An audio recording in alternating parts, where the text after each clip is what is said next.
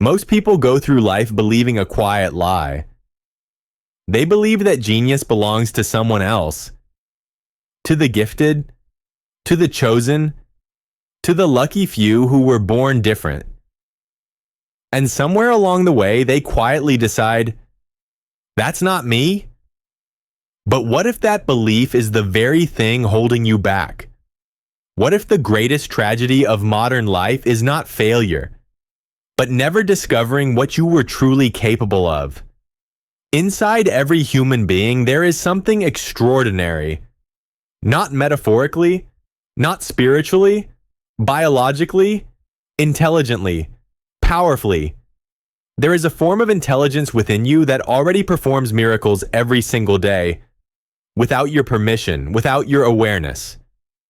Think about this for a moment. You eat food, and without you consciously doing anything, your body turns it into blood, bone, muscle, thought, and energy. Nature took millions of years to create this process. Yet inside you, it happens in a single afternoon. That alone should tell you something important.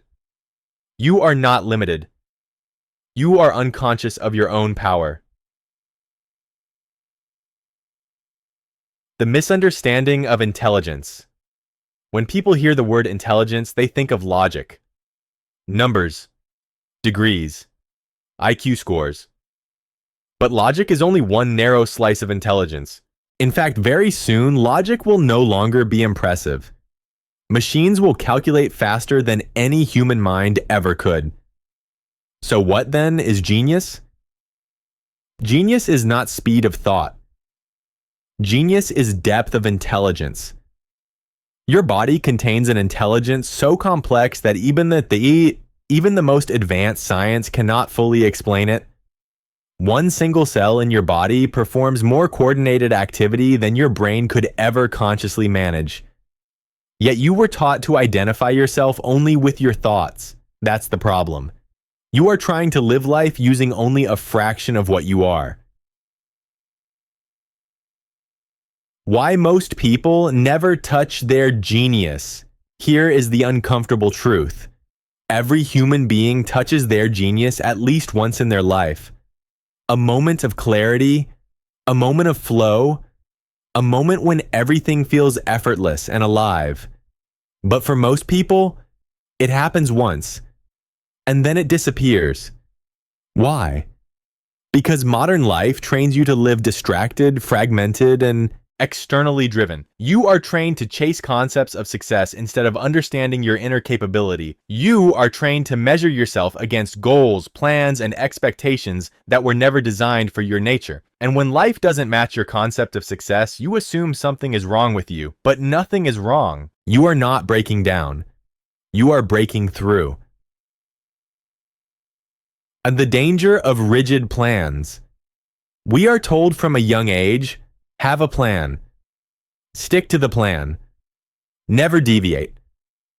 But here is the paradox no one talks about. You can only plan from what you already know. A plan is nothing more than today exaggerated into tomorrow. It cannot account for possibilities beyond your current awareness. When you become overly attached to a plan, it stops being a tool and becomes a prison. Life is not linear. It is an infinite number of doorways. If you are diligent, you will open a few. If you are brilliant, you will open many. But if you are truly alive, the doors open for you. Purpose expands you. Rigid plans shrink you. So success should never become a need. There is nothing wrong with wanting success. Every human being longs to succeed, in small ways or big ones. But the moment success becomes a psychological necessity, it turns toxic. When you believe, if I am not successful, I am nothing, you begin poisoning yourself from within. Resentment, frustration, anger. Science now proves what wisdom has always known. These emotions physically damage your system. It is like drinking poison and hoping someone else will suffer. Life doesn't work that way. When you poison yourself emotionally, your intelligence shuts down. Your clarity disappears. Your genius goes back to sleep. Maar stel je te je Unconscious intelligence, Nersoce, conscious genius. Here is the key idea that changes everything. The intelligence within you already exists. The question is not whether you have it. The question is how often you access it. Right now, most of your intelligence operates unconsciously, but anything unconscious can be made conscious. If the necessary striving is there, not force, not stress, not obsession. Striving means setting the right inner conditions. When even a drop of this deeper intelligence becomes available to you consciously, life feels like magic. What others struggle endlessly to achieve, you begin to do naturally. Effort doesn't disappear, but resistance does. A different way of thinking. You were taught to think only with your mind, but the mind is not the only instrument of intelligence. Your body thinks, your nervous system thinks, your entire being thinks. When you learn to engage your whole system, stress no longer dominates you. You can handle complexity without anxiety, responsibility without pressure, action without fear. This is not something reserved for monks or mystics. It is available to every human being, not equally in form, but equally in possibility. The question that matters. So the real question is not, am I a genius? The real question is, how often do I allow my genius to function? Once in a lifetime is not enough. You are meant to spark again, and again, and again. This is not about becoming someone else. This is about remembering who you are, and this is only the beginning. If genius is already inside you, then why doesn't it show up every day? Why do moments of clarity feel rare? Why does life feel heavy when you know you are capable of more? The answer is uncomfortable, but simple. Your intelligence does not fail you. Your emotional state does. Discipline is not punishment. It is freedom. Most people misunderstand discipline. They see it as restriction, as suffering, as something imposed from the outside. But true discipline is not control. It is alignment. Discipline means creating inner order so that your intelligence can flow without obstruction. When your mind is scattered, when your emotions swing wildly, your deeper intelligence cannot surface. Genius does not emerge in chaos. It emerges in stability.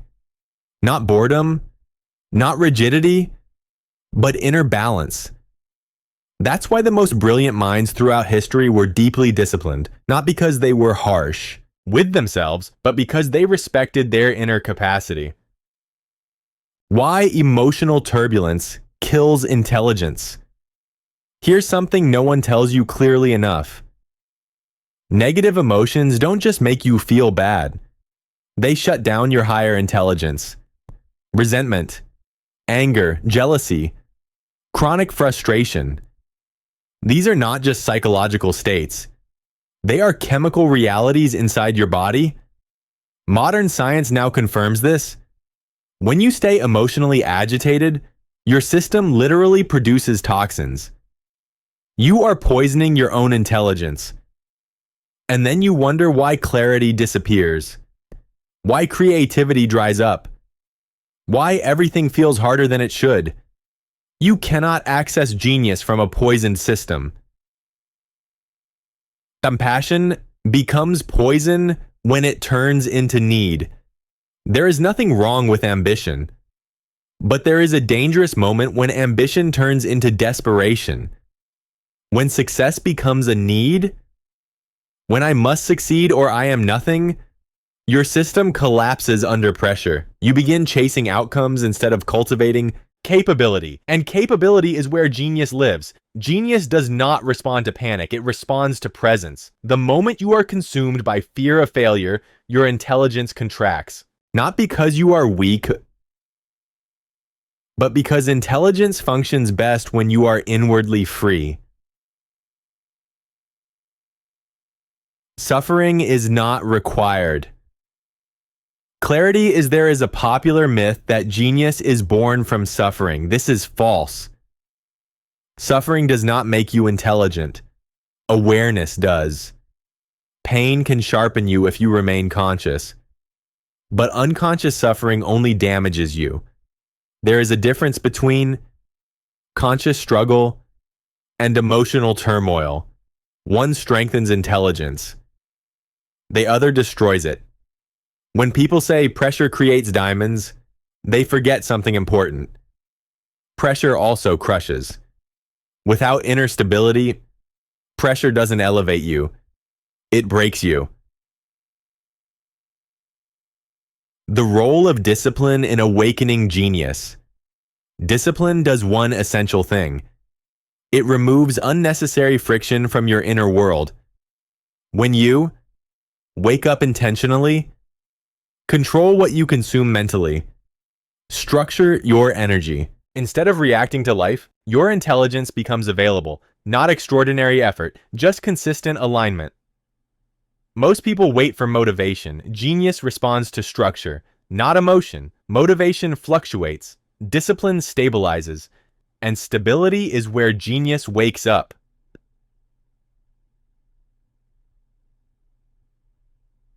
Why most people stay stuck in emotional loops. People don't suffer because life is difficult. Life has always been difficult. People suffer because they are emotionally identified with outcomes. They confuse success with self-worth, failure with identity. This identification traps intelligence. When life pushes you in unexpected directions, your concepts break. And you think something is wrong. But nothing is wrong. Life is expanding you beyond your old definitions. If you cling to old ideas of success, you suffer your own growth. Genius requires you to let go.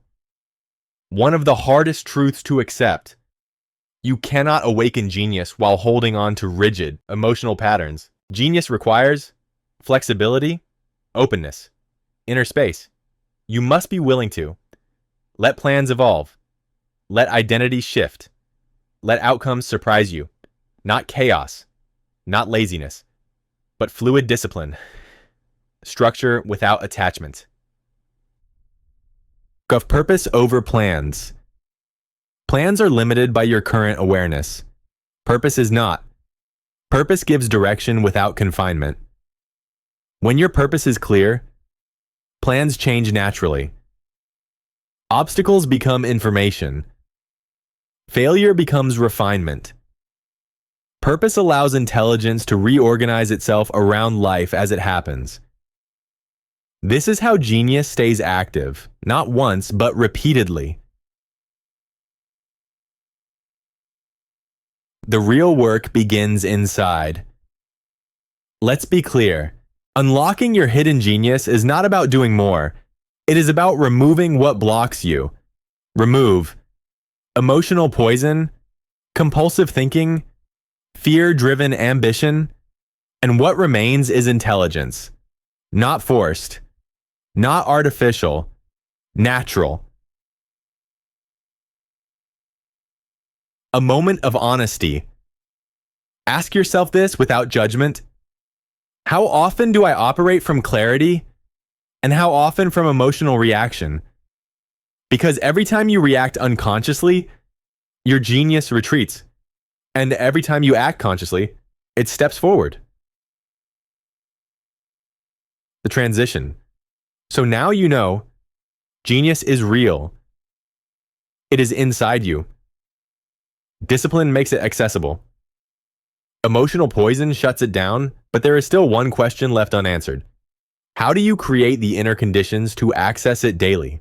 Not accidentally, not occasionally, but consistently. That answer lies in your daily inner alignment, and that is what we will explore in the next section. At this point, you already know something most people never realize. Genius is not missing. It is not rare. It is not reserved for the chosen few. It is blocked. Blocked by emotional noise. Blocked by unconscious habits. blocked by a life lived on autopilot. So the final question is this: how do you create a life where your genius doesn't appear occasionally, but becomes your natural state? The answer is not more effort. The answer is alignment. Genius is a state, not a moment. Most people think genius happens in flashes, a breakthrough idea, a moment of inspiration, a rare day when everything clicks. But that's not genius, that's accidental alignment. True genius is a state of being, a way you exist in the world. When your body, mind, and emotions are aligned, intelligence flows effortlessly, not dramatically, not explosively, but consistently. The first daily practice: reduce inner noise. Your intelligence is always speaking, but most people never hear it because their inner world is too loud. Endless stimulation, endless input, endless reaction. If you want genius to function, you must create inner silence. Not silence of the mouth, silence of compulsion. Moments each day where you are not consuming, not reacting, not proving, not escaping. Even 10 minutes of conscious stillness does more for intelligence than hours of forced concentration. Silence is not emptiness, it is space. And intelligence needs space to operate. The second practice: live with aware energy. Genius is not passive. It is vibrant, alive, responsive. This means your energy matters. How you sleep, how you eat, how you move. Your body is not just a vehicle for your mind, it is an instrument of intelligence. When your body is neglected, intelligence becomes sluggish. When your body is vibrant, intelligence sharpens. This is why movement, breath, and physical awareness are not optional. They are not about fitness, they are about access.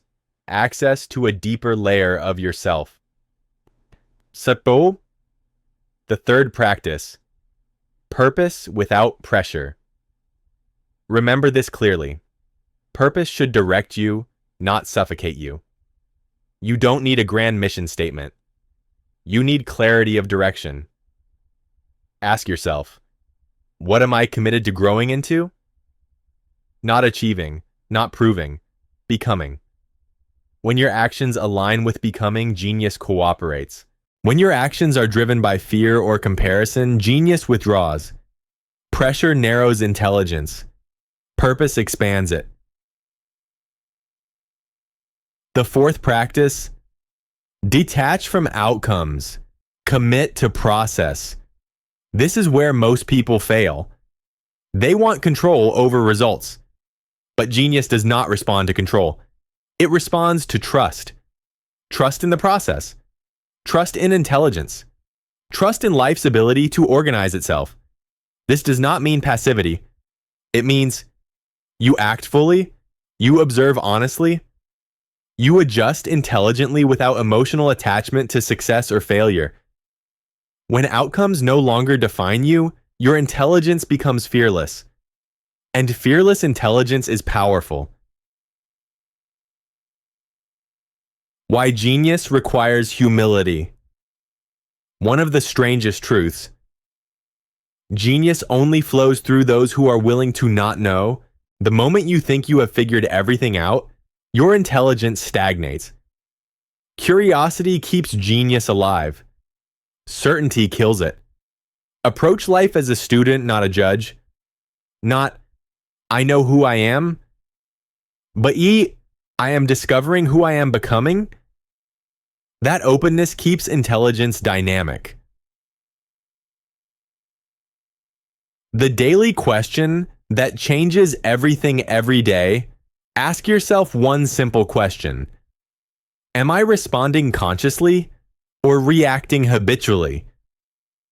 That single question builds awareness. Awareness breaks patterns. Broken patterns free intelligence. You don't need to fix everything at once. You just need to see clearly. Seeing is already transformation. Genius and responsibility. Here is something serious that must be said. Awakening genius is not just about personal success. It is about responsibility. An unconscious human being can cause damage. A conscious one can create possibility. The more intelligence you access, the more carefully you must live. Not cautiously, consciously. Your words matter more. Your actions ripple further. Your presence affects others. This is the price of genius, and also its reward. You were never ordinary. Let's end with this truth. You were never meant to live on the surface of life. You were meant to participate deeply, to think deeply, to feel consciously, to act intelligently. Genius is not about being better than others.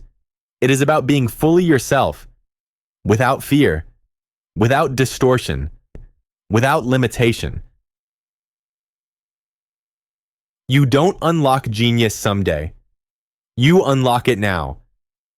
Each time you choose awareness over reaction, purpose over pressure, discipline over chaos, and the more often you choose it, the more natural it becomes, until one day you realize you are no longer searching for genius. You are living from it.